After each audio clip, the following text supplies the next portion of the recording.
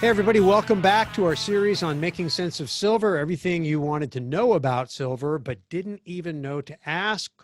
We're here with Dana Samuelson from American Gold Exchange, who is our resident precious metals expert. Hey, Dana. Hi, Russell. Good to see you. So we have covered a lot of ground in these last 7 modules. We got 2 more left to go. This one's number 8. In this one, we're going to be talking about possession, privacy, taxes, and storage. And so we talked in a previous episode about the difference between physical and paper.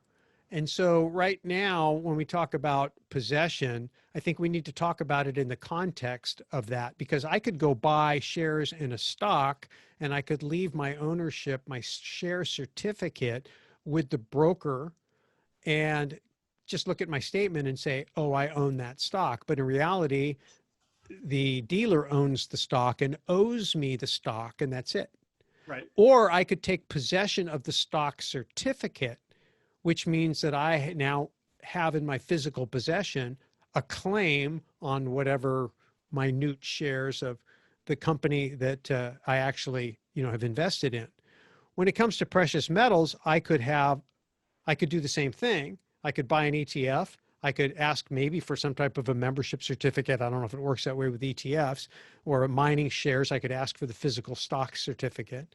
But when it comes down to actual possession, we tend to favor physical precious metals in your own hands, in your own possession. Is there anything else really about possession? I mean, I kind of like stole all the thunder there, but is there anything else you can think of that people need to know?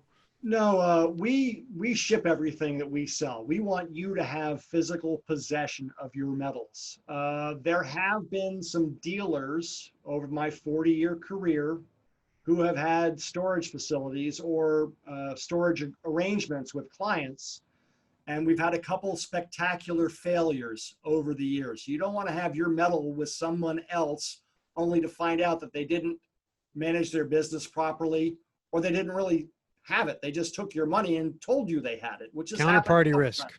Right. There's a lot of people, especially who invest in Wall Street, that are highly, highly exposed to counterparty risk and are completely unaware of even what the term means, much less how much their exposure is. But one of the major reasons to use precious metals is to insulate yourself from counterparty risk. So it's probably foolish to give away the benefit of being able to take physical possession for the convenience, because the whole point of the owning metals, a major point, is to shelter yourself from counterparty risk. And the only way to do that is to take physical possession. That's exactly right. You want to take possession. It's your metal, take it. Yeah. So now let's take that to maybe the next logical step. And that is, okay, so now you just ship me all my metal and I dutifully run down to my local bank and put it in my safe deposit box. You have thoughts on that? Over the last 40 years of my career, for most of that time, I had no issues with storage and safe deposit boxes. But we're starting to see a trend change where the charter, all that fine print on the agreement that you sign when you get that box and you pay your annual fee, says sometimes you can't put precious metals or coins in your safe deposit box. Now, I don't know why that is. Coin collectors or metal buyers typically go in and out a little bit more. Maybe they're trying to save employee time at the banks. But there are other ways to store metals. You can have a home safe. There are some private storage facilities around the country that we would recommend. But to use those, you typically need to have a larger volume to make it cost effective for you to do that. But physically, you've got to figure out a place to store it. Now, as we've talked about it previously, gold is compact. It doesn't take a lot of space to hold. You can have millions of dollars of gold in a box. Right. But silver is bulky. So you've got to have a good place to keep it that you're, 2 things. You can sleep at night and you have access to it. Those are the 2 rules of thumb that I've said for years that matter when it comes to storing. Are you happy with where it is? You can sleep soundly. And number 2, can you get it easily if you need to? And we've even had people over the years bury the stuff in their backyards. It's happened. Not very often, but it happens once in a while. Well, I do think that coming back to this bank issue, in the Dodd-Frank legislation after 2008, bail-in provisions were built into the banking system, and they took effect in January of 2014. Now, I've been more concerned about the idea of the disposition of any cash deposits you have in banks in excess of $250,000, because if the bank goes insolvent, and as we're recording this in mid-July, 3 of the major banks just dramatically increased their loan loss reserves in anticipation of the COVID-19 financial crisis. Hasn't hit yet, but they think it's coming. And they're in a position to know. They're the first ones to know when they're getting phone calls from borrowers, when they're starting to see payments trickle in late, which is usually a precursor to payments not coming at all, and debt going bad. And they're already setting aside huge amounts of money, more money than they ever had since the last financial crisis. And I think that's notable. And when you consider that the banking system is different today, if you look at what happened in Cyprus way back in the, in the wake of the 2008 financial crisis, one Friday, they closed the bank and they didn't open it up for weeks. And during that time, you were limited on what you could get out of your ATM. And so people just were starved for cash. And so people began hoarding some cash. And of course, people were concerned about the value or the worth of that cash.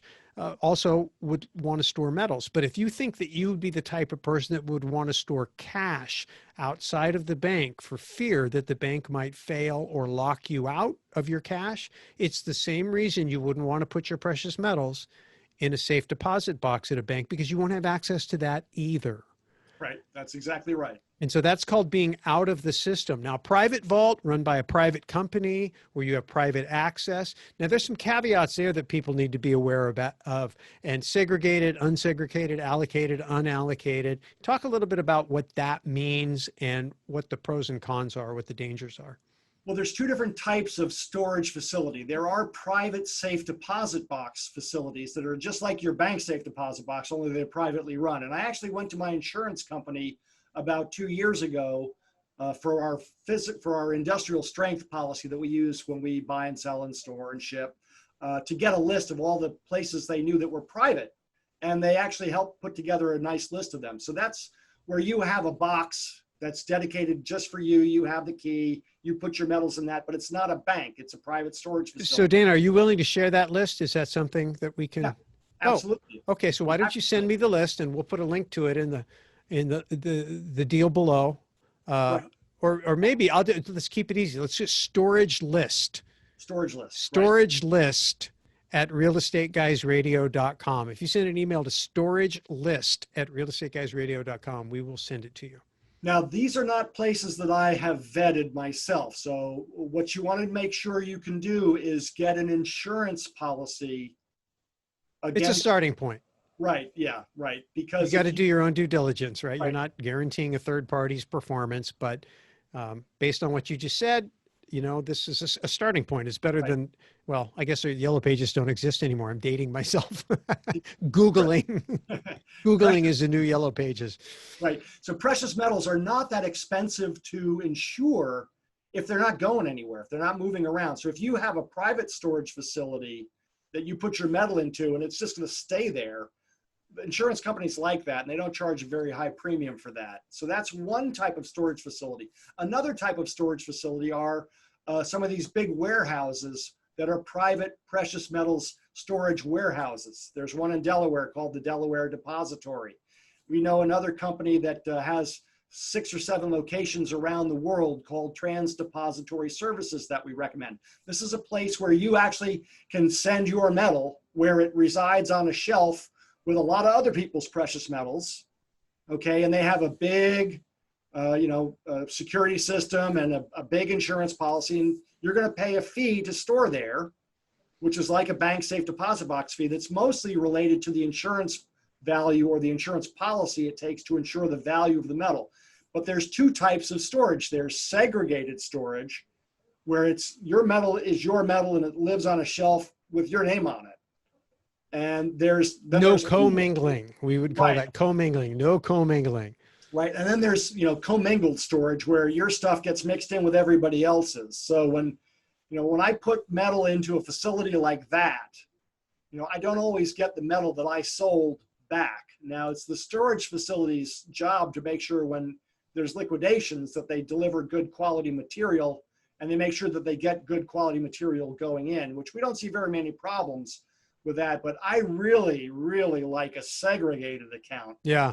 I know it's mine much more than I like a commingled account. So I would rule out places that pool or commingle. Like Fort Knox? No, I'm sorry. Okay.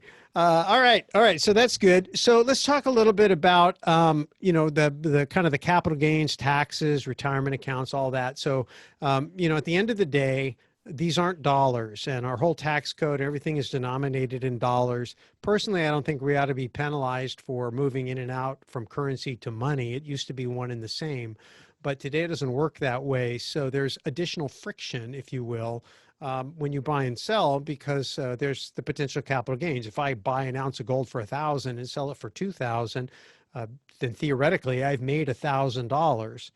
Although you could make the argument that if I bought an ounce of gold and sold an ounce of gold, I didn't make any profit at all because I just traded an ounce of gold. But last time I looked, they're not phoning me and asking my opinion, and so they do it the way they do it. And so when you buy and sell, is it the same, Dana? Like, do I need to hold it over a year for it to be considered a long-term capital gain versus a short-term capital gain? Is it the same way it is like with real estate, or how does that work? Oh, precious metals are all capital gains. It doesn't matter how long you hold it. It's all capital gains. So current tax code in 2020 is 20-something%, right? 23.8, right? 20 plus the Obamacare 3.8, 23.8. Okay. All right. And then what about retirement accounts? Can people own precious metals in their retirement accounts? Yes, you can. Most retirement accounts, though, require an independent custodian who will hold your money or your metal for you. So you can't typically own physical precious metals that you hold physical possession of, unless you have a special account like a QRP, like a solo 401k, an EQRP. Our friend Damian Lupo offers those. In fact, we'll have information on that too. I think if you send an email to EQRP at realestateguysradio.com, then you can learn about that. He'll send you a free white paper on that. But yeah, in that case, you can use your retirement money. So let's say you're one of the 40 million people that got laid off in the COVID-19 crisis, and you ended up with a rollover of 401k. You could take that money, roll it over into a EQRP, for example, and then turn around and purchase precious metals from a guy like Dana, take physical possession of them, and store them yourself. And then later on down the road, when you sell them, as long as the proceeds go right back into that retirement account, there's no capital gain. Now, again, I'm not giving tax advice. I'm not a tax advisor, and who knows when you're watching this what the current rules are going to be, but it's my understanding that that's the way it works right now. And so don't feel like that if you have the bulk of your savings or the bulk of your nest egg wrapped up in conventional retirement accounts, don't think that you can't diversify or take advantage of precious metals as a hedge against a falling currency or counterparty risk, because you can't. Right. So you can put precious metals into your IRA. There are some requirements for what the types of products are allowed, but it's a wide variety of mainstream competitively traded items. You can't put classic old vintage collectibles in, that I do a lot of volume in also, but just metal for metal's sake. But right. So if you're a bullion collector, it's fine. Right. Yeah. So okay. So let's talk a little bit about reporting. And then we'll wind this thing down. So there's two sides of reporting. There's one is that, like anything else, if you're buying and selling stocks, buying and selling cars, buying and selling houses, buying and selling whatever, and you're generating profits, capital gains, then you have to deal with whatever reporting you're going to do on your tax returns, work with your own CPA and tax advisor. But Dana, as a dealer, you also have some reporting requirements, don't you? Yes. So in 1986, the IRS decided to impose 1099-B reporting on precious metals dealers. And we negotiated with the IRS to have some reasonable limits for how much was reportable. In gold, it's 25 ounces or more. In silver, it's 1,000 ounces or more. When a person of the public sells to a professional dealer like myself, I have to report these transactions on a 1099-B, listing what I bought, what I paid for it. So if you're under those levels, you have a casual transaction that's not reportable. And we have a very distinct list of items that are reportable and some that are not. No matter what the quantity is. Exactly. So Yeah. there are some items that do allow you financial privacy that I am not required to fill out 1099-Bs on. Now, Okay? so that's important. I mean, another reason people like precious metals is for people who don't like every aspect of their financial lives tracked, including how much savings they have or, you know, how they spend their money. For as long as we have cash available, and you realize that if the value of those dollars is going to fall over time as the Fed prints trillions and you want to hedge, but you want to have that same thing as cash under the mattress, this is where precious metals come in. You buy a bunch of precious metals and you sit on those. And then when you need cash, you walk into a dealer like Dana and you drop a gold coin on the counter and he, you know, hands you $2,000 or whatever the going rate is in dollar bills, and you walk out the door and go spend your money. And you have not done a single thing illegal. You haven't, they haven't, there's nothing untoward. I mean, there's going to be people that are going to try and convince you that you're a drug dealer or a terrorist just because you want your privacy. But that's not the case at all, right? These are perfectly legit transactions. They probably go on all the time. You probably have, know a lot more about that than I do. Yeah, but I have to be careful as a professional dealer. This is my livelihood. I have to obey the law, and I can't, and the penalties for me are severe. So I have to do the right thing to keep myself from getting into a lot of trouble.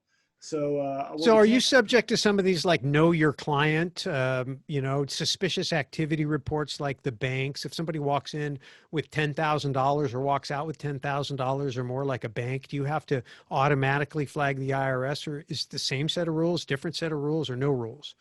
Well, we have a Form 8300 we have to file for excessive cash payments, which are $10,000 or more cash or cash equivalent. Coming in and going out?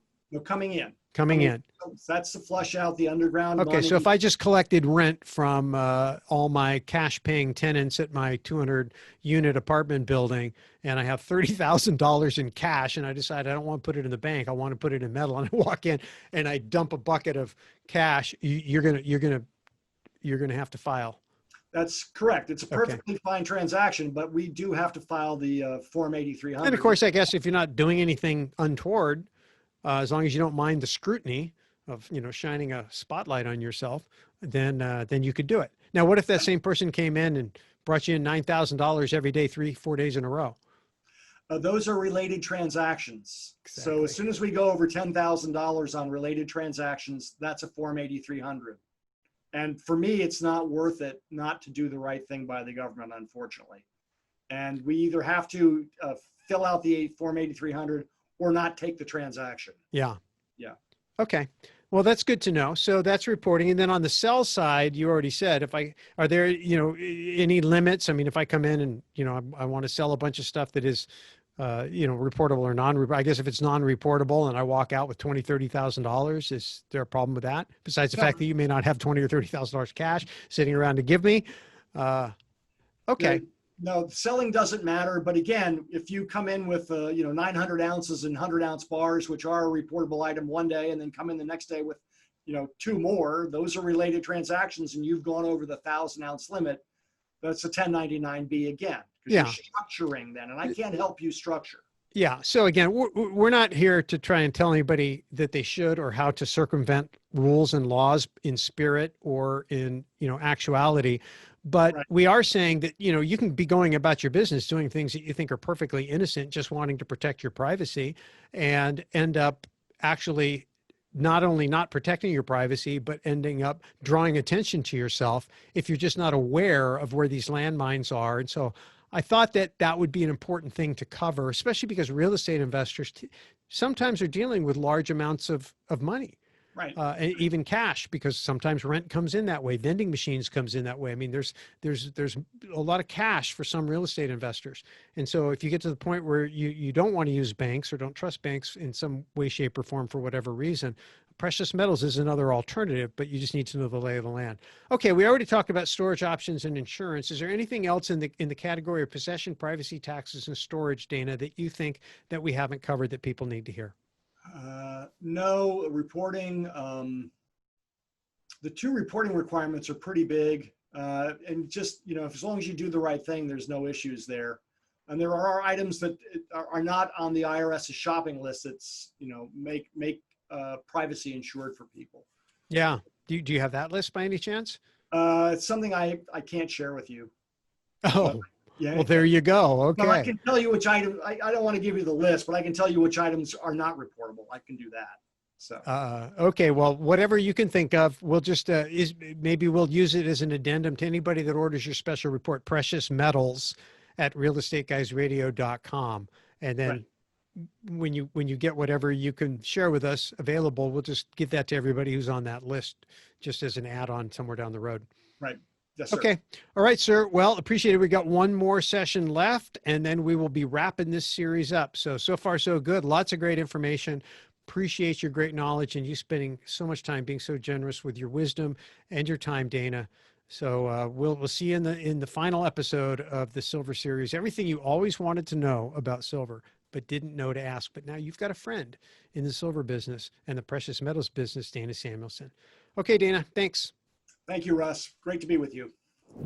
Hey, thanks for watching our Silver Investing Series videos. We hope you're getting a lot out of them. Before you go, 3 things. Number 1, subscribe. When you subscribe, you build up our subscription base, and that helps us reach more people. But even more important, it helps us attract great guests and subject matter experts to share their ideas and information with you. Number 2, click that notification bell to make sure that when we do post a new video on this hot topic, you're notified right away. And number 3, share. Please share this information with friends, help them get on board this bus, help them protect and preserve their wealth to take advantage of what's going on in the world today.